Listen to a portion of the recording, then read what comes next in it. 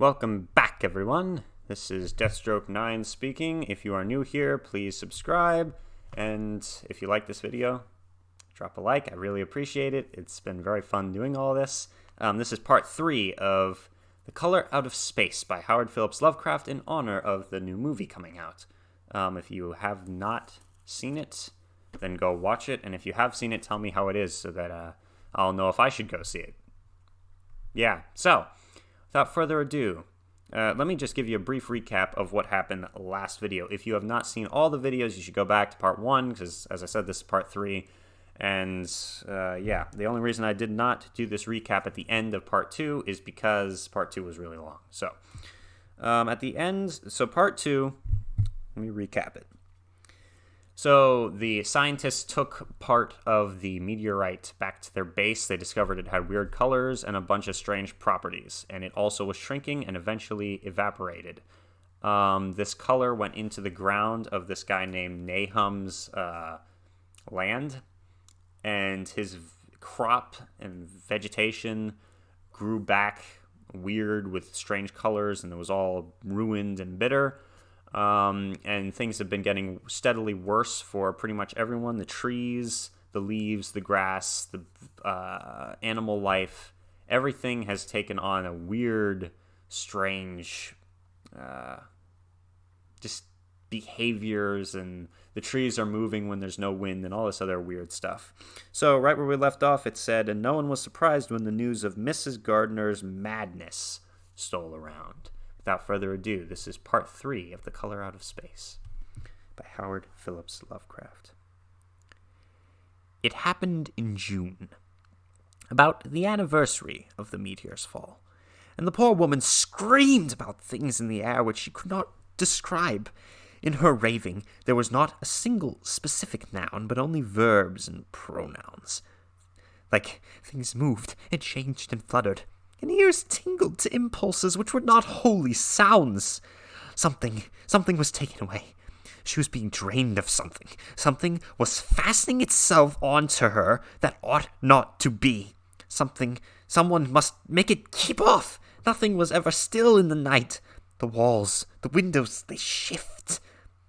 Nahum did not send her to the county asylum, but let her wander about the house as long as she was harmless to herself and others. Even when her expression changed, she did nothing.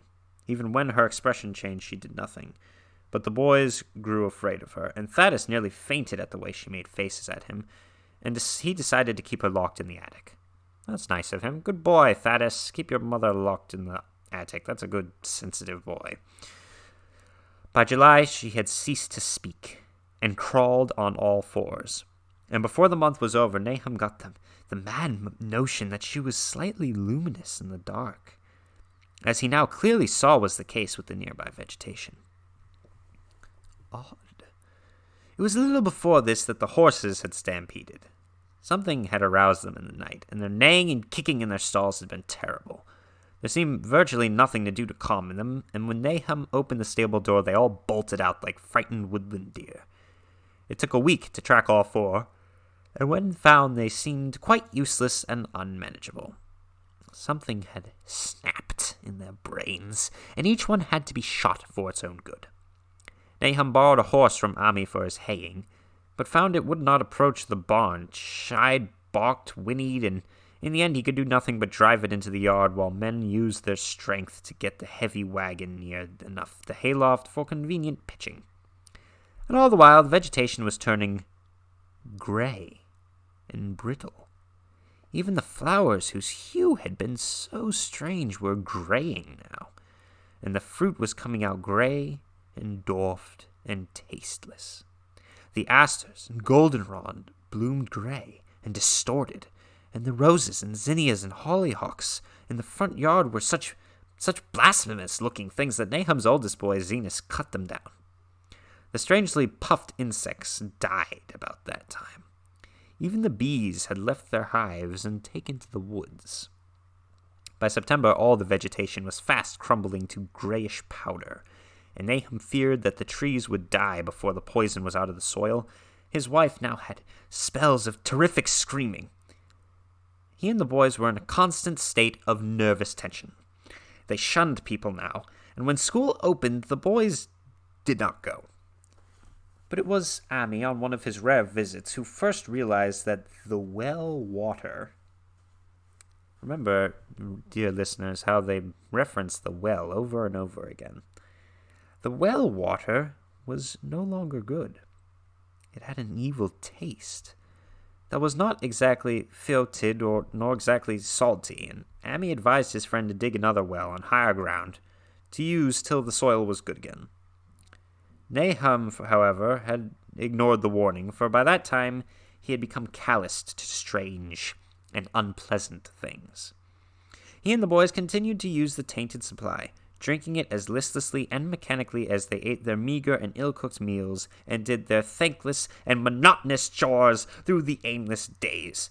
There was something of stolid resignation about them all, as if they walked half in another world between lines of nameless guards to a certain and familiar doom. Thaddeus went mad in September after a visit to the well.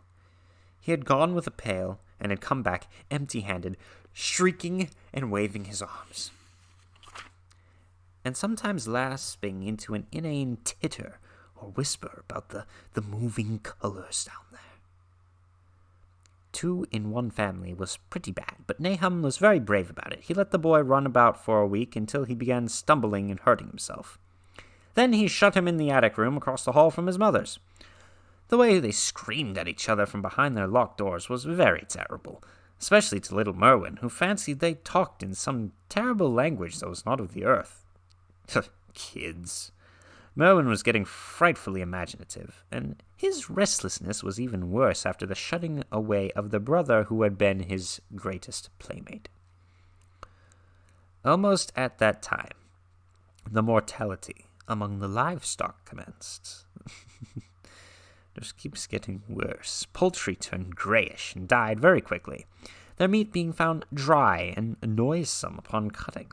Hogs grew inordinately fat, then began to undergo loathsome changes which no one could explain.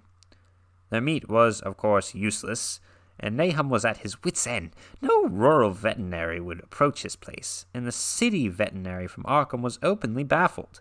The swine began growing gray and brittle and falling to pieces before they died, and their eyes and muzzles developed singular alterations.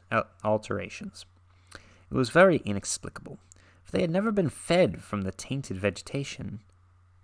Then something struck the cows. Certain areas, or sometimes the whole body, would be uncannily shriveled or compressed, and atrocious collapses or disintegrations were common. In the last stages, and death was always the result, there would be a graying and turning brittle like that which beset the hogs. There could be no question of poison, for all the cases occurred in a locked and undisturbed barn. No bites of prowling things could have brought the virus, for what live beast of the earth can pass through solid obstacles? It must be only natural disease. Yet what disease could wreak such results was beyond any mind's guessing. When the harvest came, there was not an animal surviving on the place, for the stock and poultry were dead, and the dogs had run away. These dogs, 3 in number, had all vanished in one night and were never heard of again. The 5 cats had left some time before, but their going was scarcely noticed, since there was now seemed to be no mice, and only Mrs. Gardner had made pets of the graceful felines. On the 19th of October, Nahum staggered into Ami's house with hideous news. The death had come for Thaddeus in his attic room, and it had come in a way which could not be told. Nahum had dug a grave in the rallied family plot behind the farm, and had put therein what he found. There could have been nothing from outside, for the small barred windows and locked doors were intact, but it was as much as it had been in the barn.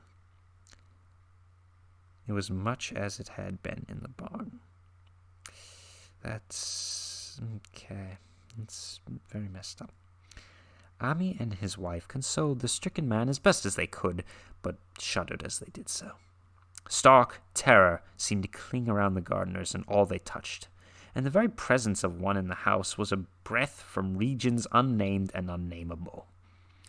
Ami accepted Nahum home with the greatest reluctance, and did what he might to calm the hysterical sobbing of little Merwin.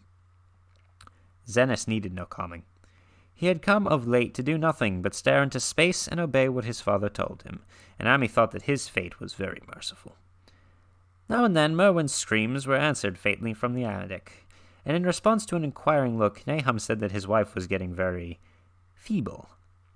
When night approached, Ami managed to get away, for not even friendship could make him stay on that spot while the faint glow of the vegetation began and the trees may or may not have swayed without wind. It was really lucky for Ami that he was not more imaginative. Even as things were, his mind was bent ever so slightly. But had he been able to connect and reflect upon all the portents around him, he must inevitably have turned a total maniac. In twilight he hastened home, the screams of the madwoman and the nervous child ringing horribly in his ears. 3 days later, Nahum lurched into Ami's kitchen in the early morning, and in the absence of his host stammered out a desperate tale once more, while Mrs. Pierce listened in clutching fright. It was little Merwin this time. He was gone. He had gone out late at night with a lantern and pail for water, and had never come back. He'd been going to pieces for days now, and hardly knew what he was about. He screamed at everything. There had been a frantic shriek from the yard, but before the father could even get to the door, the boy was gone. There was no glow from the lantern he had taken, and of the child himself no trace. At the time, Nahum thought the lantern and pail were gone too, but when dawn came, and the man had plodded back from his all-night search of the woods and fields, he found some very curious things near the well. There was a crushed and apparently somewhat melted mass of iron, which had certainly been the lantern, while a bent pail and twisted iron hoops were beside it, both half fused, seemed to hint at the remnants of the pail. That was all. Nahum was past imagining. Mrs. Pierce was blank, and Ami, when he reached home and hearing the tale, could give no guess. Merwin was gone, and there would be no use in telling the people around, who shunned all gardeners now. No use either in telling the city people at Arkham, who laughed at everything. Thad was gone. Now Murney was gone. Something was creeping and waiting to be seen and felt and heard. Nahum would soon go, and he wanted Ami to look after his wife and Zenos if they survived him. It must all be a judgment of some sort, though he could not fancy what for, since he had always walked uprightly in the Lord's ways, so far as he knew. For over 2 weeks, Ami saw nothing of Nahum, and then, worried about what might have happened, he overcame his fears and paid the gardener place a visit. There was no smoke from the great chimney, and for a moment the visitor was apprehensive of the worst. Then, worried about what might have happened, he overcame his fears. No, I already read that. Oops. The aspect of the whole farm was shocking. Grayish, withered grass and leaves on the ground, vines falling in brittle wreckage from archaic walls and gables, and great bare trees clawing up at the gray November sky with a studied malevolence, which Ami could not help but feel came from some subtle change in the tilt of the branches. But Nahum was alive after all. He was weak, lying on a couch in the low-ceilinged kitchen, but perfectly conscious and able to give simple orders to Zenos. The room was deadly cold, and as Ami visibly shivered, the host hudded. What? I apologize for my misspeaking. The host shouted huskily to Zenos for more wood. Wood, indeed, was sorely needed, since the cavernous fireplace was unlit and empty, with a cloud of soot blowing about in the wind chill that came down the chimney. Presently, Nahum asked if the extra wood had made him any more comfortable. Then Ami saw what had happened. The stoutest cord had broken at last, and the hapless farmer's mind was proof against more sorrow. Questioning, tactfully, Ami could get no clear data at all about the missing Zenos. Oh, he's gone. Wood. Oh. I did not get that. So he called for the boy, shouting for him to get more wood, even though the boy's gone. Huh. I never noticed that. I've read this before. Interesting. Let me continue. Questioning tactfully, Amy could get no clear data at all about the missing Zenus. In the well. He lives in the well, was all that the clouded father would say. Then there was a flash. Then there flashed upon the visitor's mind a sudden thought of the mad wife, and he changed his line of inquiry. Nabby, why, here she is, was the surprised response of poor Nahum, and Amy soon saw that he must search for himself. Leaving the harmless babbler on the couch, he took the keys from their nail beside the door, and climbed the creaking stairs to the attic. It was very close and noisome up there, and no sound could be heard from any direction. Of the 4 doors in sight, only one was locked, and on this he tried various keys on the ring he had taken. The 3rd key proved the right one, and after some fumbling, Amy threw open the low white door. Okay, let me bring this to a pause. So, that is part 3 of The Color Out of Space. This is where it gets very, very interesting. Let me fold this. Yeah. Okay, we're going to stop right there. Stop right there.